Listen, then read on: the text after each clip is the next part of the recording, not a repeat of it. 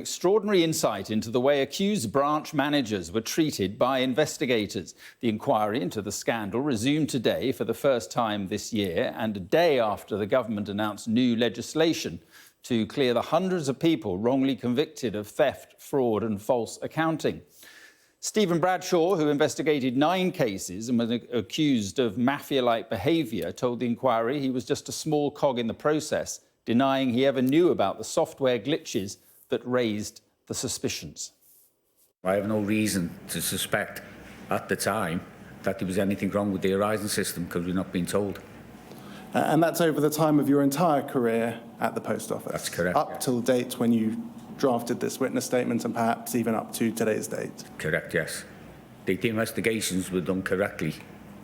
And that's because you weren't told anything about problems with the Horizon? The investigation was done at the time. No problems were indicated by anybody that there was issues with the Horizon system. Mr Bradshaw was then asked about the prosecution of former sub-postmistress Janet Skinner and the process that led to her conviction. You've heard the catalogue of failures that Mr Blake put to you. The woman who sits beside me, completely innocent of any wrongdoing, goes to prison for 9 months. Do you have anything to say to her? As I said, Miss Matthews was the one who dealt with that thing. If Mr Skinner has been dealt a wrong road, that is completely wrong.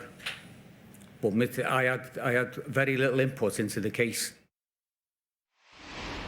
And Rachel Venables has been following the inquiry today. And Rachel, much of the evidence really, in a sense, I guess, went to the heart of how these postmasters say they were treated. It really did. I mean, giving evidence today was Stephen Bradshaw, who was one of the many investigators working for the Post Office. He was a fraud investigator at the time. He still works, in fact, for the organisation, having worked there since the late 70s. And he investigated 9 sub-postmasters who ended up being convicted. We now know, of course, wrongfully convicted because of the fault in this Horizon system. And really, while it was a long day of evidence where he was drilled for the most part by the counsel to the inquiry,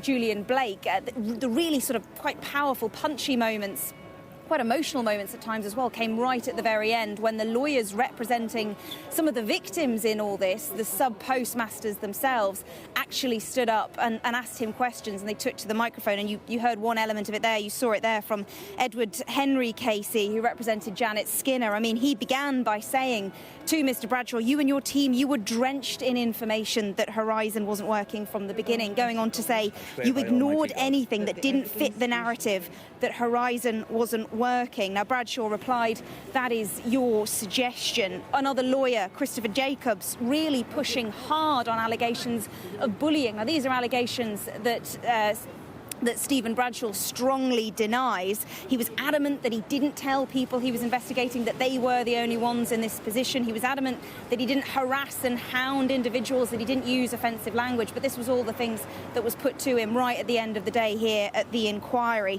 And as I mentioned, that came at the end of many hours of questions by the counsel, Julian Blake, into what particularly he knew about Horizon, what he should have known about Horizon, the issues there, and why he didn't investigate further.